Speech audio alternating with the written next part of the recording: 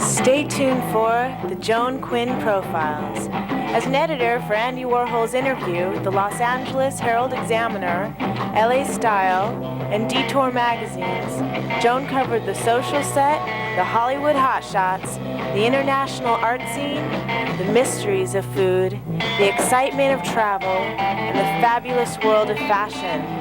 Joan continues to find creative people on the cutting edge who make things happen. Here's Joan Quinn. Hi, I'm Joan Quinn, and welcome to the Joan Quinn Profiles. Our guests are Beth Bachenheimer and Beverly Sanders. Artist Beth Bachenheimer is a native Angelino who went to Rolling Hills High School, earned a Bachelor of Fine Arts from Cal Institute of the Arts, and a Master of Fine Arts from Vermont College. I guess you always wanted to be an artist, Beth. You bet I did. I grew up with it. I was on La Cienega when I was like 5 or 6, already going to the openings. Well, what influenced you to do that? Oh, my mother was an artist, and she didn't really go professional with it, but she grew up with Howard Warsaw. Oh, Howard Warsaw, So she did that, and she had gone to the Jepson Institute. Oh, very good. And she had gone, I think, to Art Center for technical drawing. Oh, so she really had a background, an art background. She just never pursued it any further. Did she use it in her job in any way? She never worked. That's fine. Yeah. My father always wanted her to make money by putting them in banks. But she did get in a show. She couldn't even get in a show at LACMA, the rental gallery, because Lorcel Feidelson had told her your work wasn't consistent. We're getting back to all these old names, actually, which were important names: Feidelson, Jepson Art School, and Howard Warsaw. And what was your mother's name? Bobby Bachenheimer. We're going to throw her name in here too. You went to a lot of schools. You went to school in Europe. You went, didn't you go to, in Italy? No, I went to Mexico. Mexico. Sorry. It's okay. Why did you go there? Guadalajara. Why did I go there? Oh, well, when I was that age, I wasn't allowed to move out of the house, so I moved out of the country. Oh, I see. Well, you went... What did you choose in these schools? Because you went to Cal Arts. Mm-hmm. Why did you go there? I was at Chouinard, first of all, and I made a decision to try Cal Arts because there was a whole new way of thinking, and I wanted to see if that would work with me. Did Chouinard die before? No. Or it was still living? It was still living until I graduated. Oh, and then you went to Cal Arts after that? No, what happened was 2 years before, we had a choice. Either we could stay at Chouinard or go to Cal Arts. I see. And while I was at Cal Arts, I was in the feminist program. Oh, okay. And I got a scholarship. And then you also did Otis Parsons? Right, I did drawing classes there. I hadn't gone to school in a long time, and I really wanted to go back into drawing. So each school that you chose had a certain reason for your being there. Right, well, and it wasn't for me to do a degree at Otis. It was for me to actually just get information. So when you just mentioned feminist studies, you worked with Judy Chicago, but was she also at Cal Arts at the time? Well, when I first started at Cal Arts, she was in Fresno.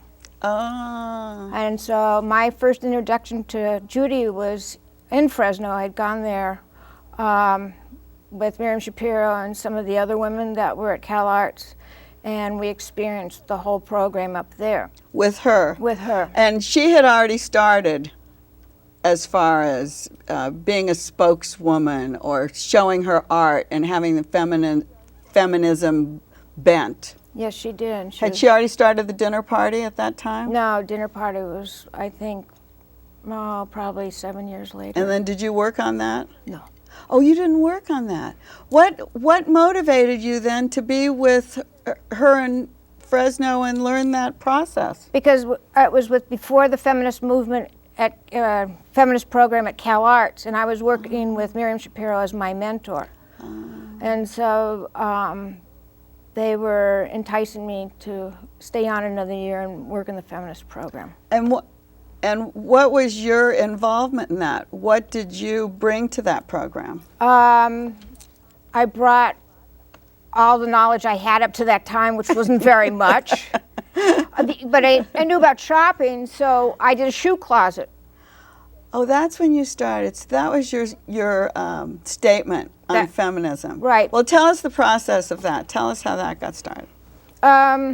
We had a lot of consciousness raising groups, and also in this program, it was 23 women from all areas of not LA, but of the United States. And Miriam Shapiro and Judy Chicago were working together at that time. And we had the fortune to have an abandoned house, and which is called Woman House, if people know about that, because it's a long time ago. Right. Okay, so I went into a room and I said, wow, this would make a great closet for shoes. I mean, it was just like automatic. The whole room. No, it was just, at that time, it was a closet, and I had to put shelves in, I repainted it. And I also did the laundry room. So I had nylons, and I had styrofoam suds for the laundry room. And things that pertain to shoes. Right. Obviously. And that's been your signature, let's say. Yes, pretty much so. Tell us why it came to be shoes. You want to put your shoes up here on the table? Yeah, they're probably more comfortable. I always had problematic feet. Oh, it really did? You're not a Pisces?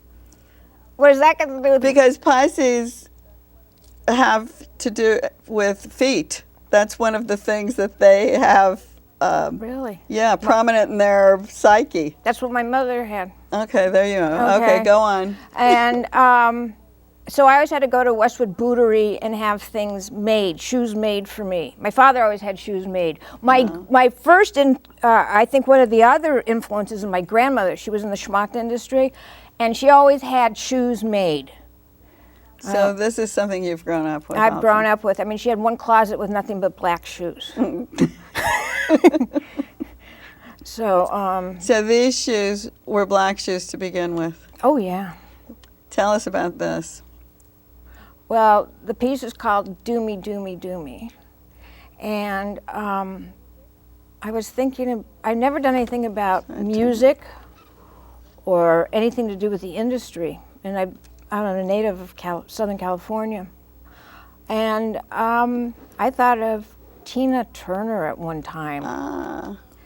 But what happened was, right near where I live, there happens to be a thrift shop, and I happened to walk down the street, and the black shoes were in the window. Also, I wanted to do something with music, and so I had made some notes. They're kind of ambivalent, and I put over 1,000 rhinestones on those pieces. So from these shoes, you did these other shoes next to you. Yeah. And what are those called? Oh, my garden, in my garden. You can't even see the shoes. Are they shoes or are they boots? They're shoes, Gallo boots.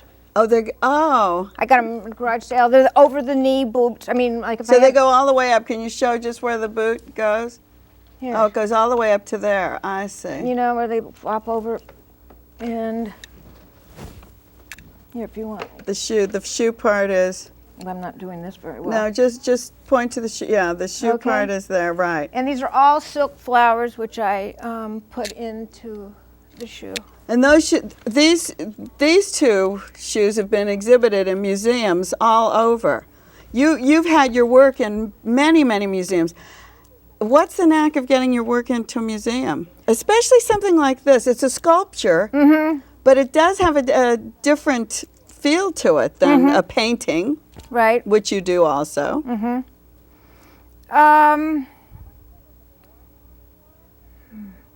I wouldn't say there's a formula for it. There's no formula. There's never a formula. No, I mean, I you know, agree. it's like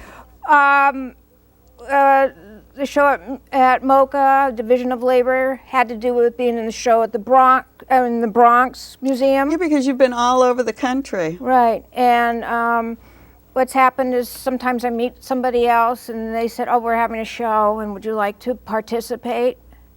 Or I've sent slides places. Cold calling is another way of putting it. And people call me back. Do you write about shoes? Do I write about shoes? I have a little notebook, but I don't write about them. I might draw them. I see. I'm trying to do an installation with them. One thing you do is you make masks as well, and your mask is on the set. Yes. And it looks like you use the same technique as this rhinestone with that. How did that mask start? Did you form it? Yes, it's my face. Ah. And I was working in South Central at the time. I'd worked there for 10 years in continuation high schools.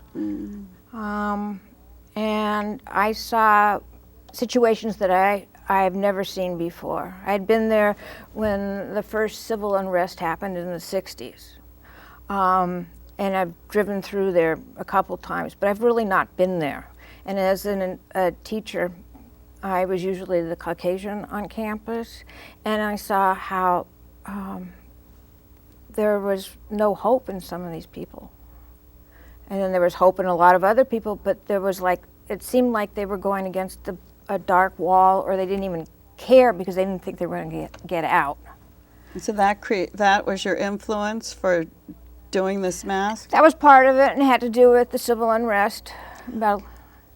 You have a lot of multiculturalism, I think. It feels like influenced in your work. Do you teach a mask making class? Not right now. But have you? Oh yeah, I've taught workshops, I've taught at museums, I've had grants for it.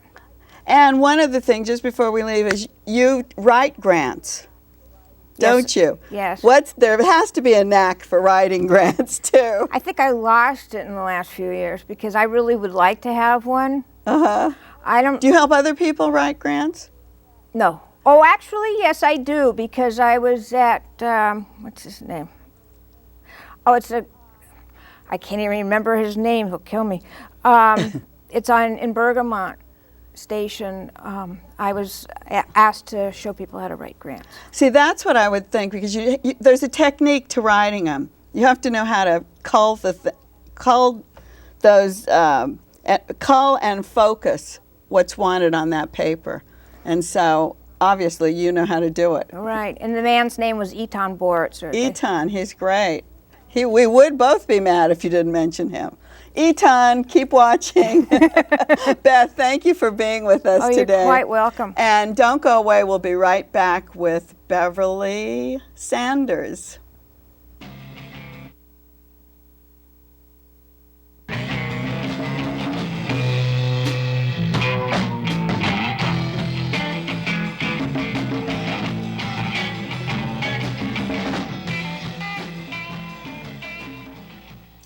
Hi, I'm Joan Quinn, and we're back with actress, director, Beverly Sanders. You've seen her face on numerous TV shows and commercials, in several movies, on the stage, and if you're on the UCLA campus, you might run into her because that's where she teaches a course in acting. Beverly is a true Hollywood played such a big role in your life. You went to Hollywood High, and you were born in Hollywood. I was born and raised here, yes. And you went to UCLA. So how did that raise such a consciousness? I wasn't really aware of it until my very first series. I had done Rhoda. I hadn't done Rhoda yet. I had done the Mary Tyler Moore Show. And then Bill Persky, Carl Reiner, and Sammy Denoff saw me. And I did Dom DeLuise's show called Lots of Luck. So you were really their type of people, the Denoff Persky group. You were for this perfect particular show, it was Kathleen Freeman, me, Dom, and Win Irwin. And it was an English show that was brought, that they Americanized, just like All in the Family.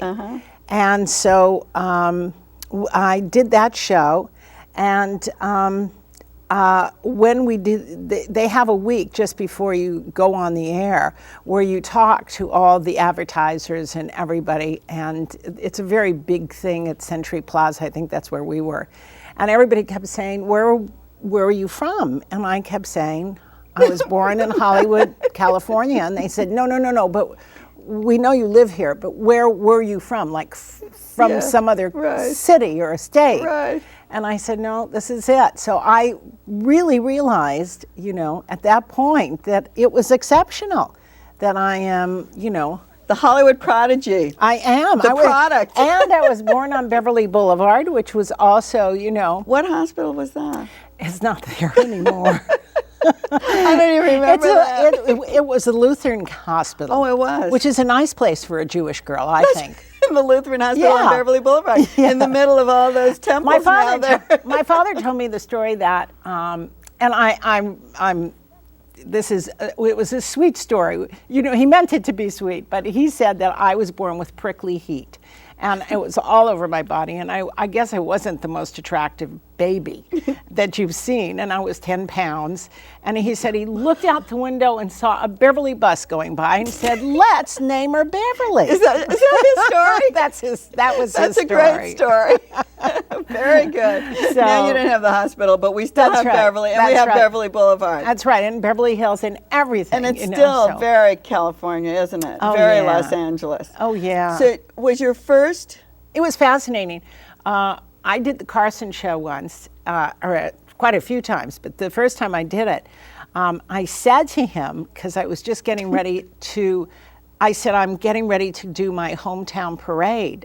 And he said, what is that? And I said, the Rose Parade, which I had watched as a child for years and years and years and years. And so it's kind of hometown. But now it's more, I think there are a lot of people that, I keep running into. And my husband, who surprisingly enough, we both went to Hollywood High, and we both, not at the same time. He's just a little bit younger than me, but just I thought you were going to say a little bit older. Is he in the show business world? He's a musician. Oh, so he is. Yes. So. Well, it's not. I don't know. Musicians are different. Do you think Hollywood High nurtured a lot of actresses? When I went to Hollywood High, Ricky Nelson was graduating. Yvette Mimeo was there. Oh. I mean, there was a whole group.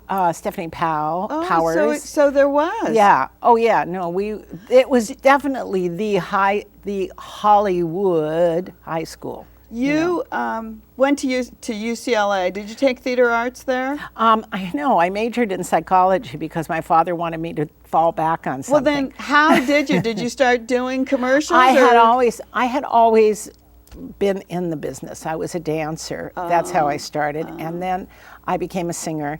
And when I was 19, I told my father I wanted to move back to New York and study. I wanted to study with Strasberg, and I wanted to really do that. But he said, you have to finish school first. And I said, well, can I take my school money, move back there, and I'll go to NYU or something? He didn't trust me, so he said no. But that was smart. But I found a job singing cross country with a dance band that ended up in New York City. That's how you went? Mm-hmm. Oh, that was even smarter. Yeah, that was great. He was shocked. My family's always been quite shocked. When I want to do something, they now have come to the realization that I'll do it. You seem a little pushy in that. Yes, Seems like you're going to make it. Did you start doing commercials right away? No, actually, then in New York, I did theater. And I did a lot of summer stock, and then I did Abner. I did a bus and truck of Abner, Little Abner, and then I put together a nightclub act, and then I did all the Playboy clubs, just when they were really hot and happening. So I did nightclubs. I played the Sahara Hotel. Mm-hmm. What kind of songs? Just. Mostly a lot of show stuff and stuff like that. Yes, that's really, I was a singer-dancer. I was doing a lot of that. Were you taking singing lessons? My mother was an opera singer. Oh. My mother's an opera singer. So I kind of studied with her, and then I started taking lessons in New York. Your genes. Mm-hmm. I just kind of sang Did you do anything on Broadway? No. nothing on Broadway. But off did you Broadway. do musicals? Oh yeah, off Broadway and theater off Broadway, and I was at the Actors Studio, and then I did the Playboy circuit, and then while I was at the Sahara Hotel in Las Vegas, I had decided that I wanted to do commercials too, because all that's these how it other started? people, and so when I came back here, I said I'm going to stay here. And then it took me quite a while to get a commercial. Did it? But that was the beginning of maybe celebrities doing commercials? No, Or actually, when familiar I was faces? coming up through the commercial ranks, it was really mostly very. I'm considered a character woman, Right. and so, So it was like that? yes, it was. No, it was not character. They didn't do funny commercials. The paper made commercials and all those commercials. They had, well, the perfect people. You know, the women and the men that looked just, you know, beautiful all the time, even if they're from the Midwest. You took a workshop, or you were accepted into the directing AFI. workshop. Yes. I've jumped in your life. That's I brought okay. you to being a That's director okay. already. That's But we okay. know you were a singer. Yes. And a dancer. And then I had a theater, which was, I don't know, maybe you'd have even had come to it. Myself and two other ladies. We had a theater called Room for Theater, which was in the Valley. And you were. I was one of the directors, but I was directors? yes, I was the artistic director, but I also directed Oh, shows. so you'd started already directing shows Oh, before yeah. you went yes, into before the I AFI got into program, AFI. which is a really specialized Very. and Very specific. It's very difficult to get into. Yes. That's why I wanted to bring it up. Yes, it is. It's really the only woman's game in town in terms of having an opportunity to make a film. Did you have? You made a film, I and did. you won an award. Yes, it won the Film Award in San Francisco for the Women's Film Festival, and it won another little award not in Sundance, but somewhere. I can't think of the name of the place now. It's that time. But when you went into that, you know that time Hello? in your life when you go, oh, what was it? it was a friend of mine. When you went into that program, did you have favorite directors that you had worked with? Were you? Oh yes, You yes. did. I'd been really, really very lucky because I worked with Richard Attenborough. On Mad Chick. I worked with Norman Jewison on And Justice for All. So as an actress, I have had really nice, wonderful opportunities. You know. So those directors were in your background, and you were Right. thinking about it. You knew about it. So did you want to give up acting and just be a director? I did. Oh, I you did. And I tried for quite a while, but it's very difficult. They like It your is face. difficult. They like to see your face all the time. You're teaching a class. Then I wrote a one-person show for myself. Oh, you did? Uh-huh. Because that's going to segue into the one-person show that you're directing, Yes. and also a class that you teach. That's right. Okay, so tell UCLA, us. well, I did this show called Yes Sir, That's My Baby, and the head of UCLA came to see it with a group of them and said, well, you should teach a one-person show class. And I said, oh, I don't know how to do that. And he said, no, you do, because we just saw you do it. So I put together a curriculum, and I started teaching it there. And then the first class I had, there was a handful of students that wanted to go on and do their shows. And they said, so I sent them to other friends of mine, and they called and said, why don't you do it? It's like going to a psychiatrist, you know? We've already told you so much about Our ourselves. story, yes, right. And you have an idea of where our story should go. Right. So I have a very small class It's that I one teach. thing to know that, but it's another thing to be able to pare it down and to see Right. it from the outside like you would be seeing. Right. And knowing how it fits on stage. I think one-people plays are the best. I love them because They're I think wonderful. the creativity of the director is what brings so much to it. Moving those people around, because you can't just stand there and do a Right. one-person play. But the most exciting part is the development of a play. So you get it, Yeah. and we don't get it. The Yeah. audience doesn't Just get it. developing it at the beginning of the workshop, you know.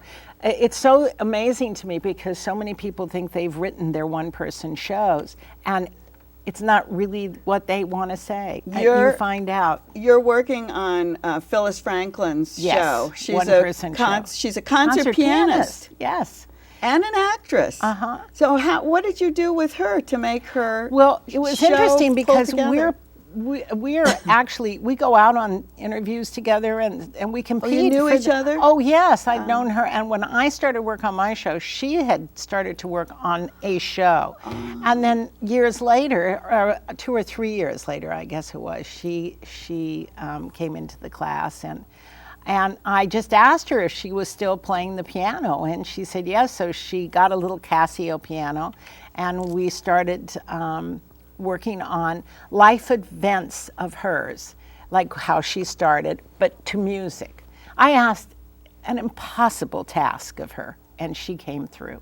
I mean, it really was impossible, because she has to, you saw the show, I mean, she has to play and talk and act, and I mean, I could not do it.